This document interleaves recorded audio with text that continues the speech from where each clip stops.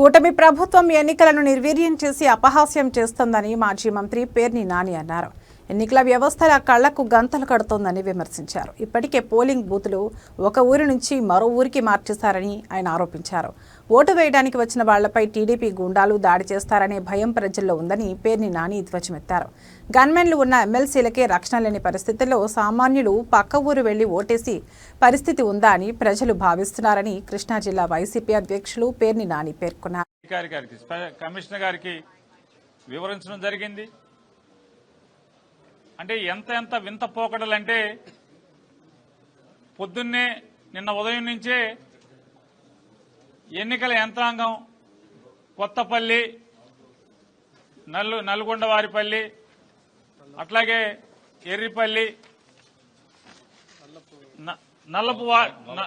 నల్లపురెడ్డిపల్లి ఈ గ్రామాల్లో నిన్న జరుగుతుంది. నిన్న జరిగిన తంత ఏంటంటే ఓ పక్కన ఓటర్ల గుర్తింపు అంటే ఓటర్ స్లిప్ ని అంటే వారి సీరియల్ నంబర్ ఎంత, వారు ఏ పోలింగ్ స్టేషన్కి వెళ్ళాలి అంటే ఏ ఊరు వేరే ఊర్లు మార్చేశారు కదా, వేరే ఊర్లకి మార్చేసిన దాని మీద ఏ ఊరు వెళ్ళాలి, ఏ ఊర్లో పోలింగ్ కేంద్రం ఎక్కడ, వీరి సీరియల్ నెంబర్ ఎంత ఇట్లాంటివన్నీ కూడా ఎన్నికల ఓటర్ స్లిప్ ని పంచిపెట్టు వెళ్తుంటే కనీసం అంటే వారికి వీరికి గ్యాప్ కూడా లేకుండా కనీసం 10 ఇళ్ళు ఒక బజారు కూడా ఖాళీ లేకుండా వీరి వెనకాలే అవి వసూలు చేసుకుంటా బయలుదేరుతున్నారు తెలుగుదేశం వాళ్ళు.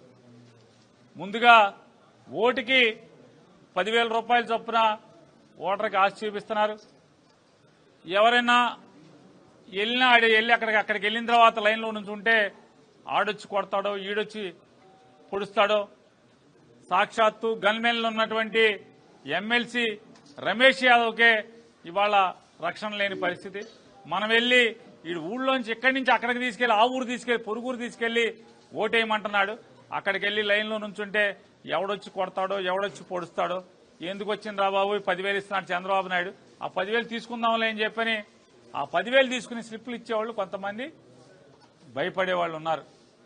ఎవరైనా లేదు మా ఓటు మేము వేసుకుంటాం, నువ్వు 10,000 ఇచ్చినా 20,000 ఇచ్చినా ఈ చంద్రబాబు పాపం మాకొద్దు అని చెప్పని ఎదురు తిరిగిన ఓటర్లు ఉంటే భయభ్రాంతులకు గురి చేస్తున్నారు, రౌడీజం చేస్తున్నారు. నిన్న ఆయన్ని తలకాయ నరికాం, నిన్న ఈడి కాల్ చేయించి తీసాం, మళ్ళీ ఆడి మీద కేసు పెట్టాం. నిన్న అవినాష్ రెడ్డి మీద అవినాష్ రెడ్డితో పాటు 150 మంది మీద కేసు పెట్టాం. రేపు ఆయన చేస్తాం. రేపు